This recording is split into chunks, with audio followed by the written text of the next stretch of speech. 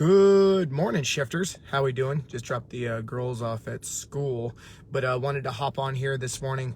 I saw a post from Ann, and then I posted the other day, I think day before yesterday, from Terry, talking about kind of a rough day.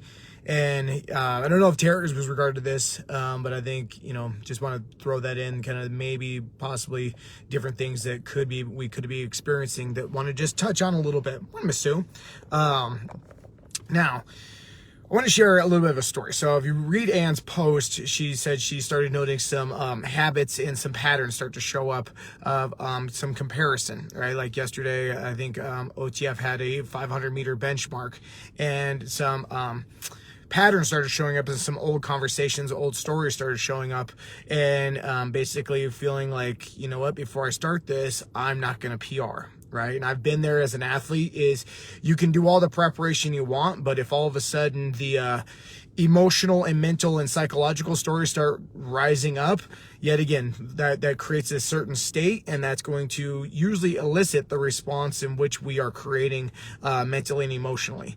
And so I want to share something. So what we've seen, what we've been trying to really elicit and help everyone with, and I know the one thing that I've been able to really try to turn my own corner with, is being able to identify and see progress. And I think one thing I got to give her absolute credit for is, in addition to her post, is she took a step back. She allowed herself to have awareness. She allowed herself to have some curiosity, and allowed herself to, yet again, using it as an opportunity.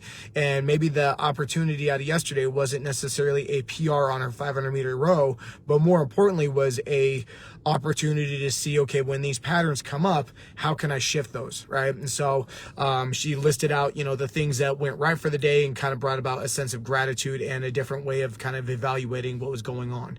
And so what I've experienced in my own sense is, yet again, for a lot of you guys don't know my history, but I was a fairly high level competitive CrossFit athlete. I was close to making it to the CrossFit Games and qualifying for that. If you're not familiar with that, it's basically deemed like competition to be classified as the fittest person on the face of the earth. And so I competed in a high regards to that. And so we do these competitions all the time. I would train, 2, 3, 4 hours a day. I had my nutrition dialed in. I had all these things dialed in. And then I go to these competitions, and usually the competitions, depending on what it is, are usually between 2, sometimes or 3 days long. And one of my pet peeves was I hated being told where I was at. So after day one, I hated being told where I was at on the leaderboard. And even when I was doing good, even when I was essentially in first place, I would hate being told that. And especially when I was in first place, I really hated being told that. And it took me a long time to understand that. Even Courtney and I had conversations about, like, do not let me know where I am throughout the competition. And she never really understood that. But for me, after looking at it and after evaluating it for a while, it was because once I knew where I was at, my perspective and my expectations changed. Is obviously walking out and participating in a competition, doing those things, is you want to go and put your best effort forward. But ultimately, as a competitive athlete, you're also going there to essentially compete to potentially win. And when I was doing really, really well and those things were coming to fruition, all of a sudden somebody would give me a sense of good intention of wow, you're doing so amazing. You're in first place. You're doing these things. And the reason why I hated that is because all of a sudden that would switch my expectation. That would switch my expectation from being in a role of go out there and give it 100% that you have and aspire to the best outcome. I also, given my past, via things that I've been told of basically not people from doubting me and doing those kind of things, my story also was I'm the underdog. And so when I was in first place, that would conflict with that story a little bit. But also my expectations changed from, well, I got to go out and win this thing because I'm the underdog, to all of a sudden I'm in first place. And my expectation was no longer let's go win this. It was let's go and let's not lose this. All right. So it was just that little bit of shift where my expectation of going out and winning went from going out and not losing. And even though essentially the result and the action was essentially the same of going out there and giving everything that I had, but my thought process and what I was creating was a state of disempowerment, a state of maybe disbelief, maybe a state of not as much good energy, right? And so it's on the sense of expectation. That's one of the things we talk about a lot, is expectation is a massive killer of progress, because especially when it comes to nutrition and diet and essentially relationships, whatever realm you want to put it in, is we also oftentimes fall into the sense of like, well, I should be here. You know, I've been doing this long. I should be doing this. I should be better. I should be able to do these things. I shouldn't be able to, right? And like we live in the worlds of shoulds, right? And so if we can identify and see those things, we really fall into the sense of what our expectations do. And then the next sense of that is our comparison.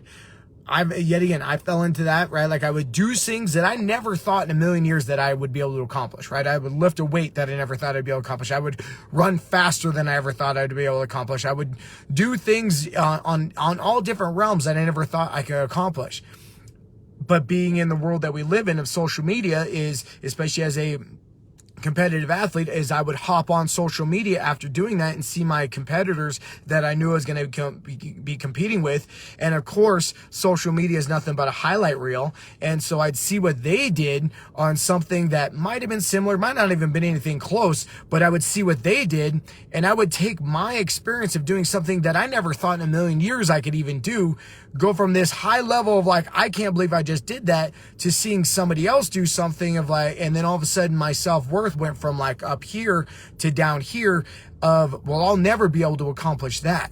Well, it's on that sense of like, I don't know where that person's at. I don't know their story. I don't know what's going on in their day. I don't know, what's going on. That might have been like the one monumental thing that all the stars aligned and they were posting that thing. But I would compare what I was doing to what they were doing, and it was never good enough.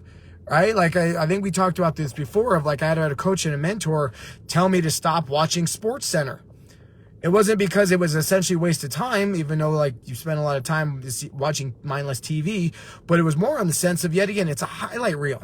You don't see what goes on all the scenes leading up to essentially that score, that touchdown, that game-winning goal, that achievement, whatever it might be, right? You very little, if ever, get to see the backstory behind that. But we compare ourselves to a lot of the times the highlight reel because our expectations are oftentimes outlandish for where we're currently at or what the day even allows us to experience. And it diminishes our progress, and it diminishes our sense of what we're able to move forward in. So I wanted to just touch on that. Anne's post really resonated with me today. I think we can get a lot out of that. I think that's one thing, especially from my own experience as an athlete, of expectation and comparison.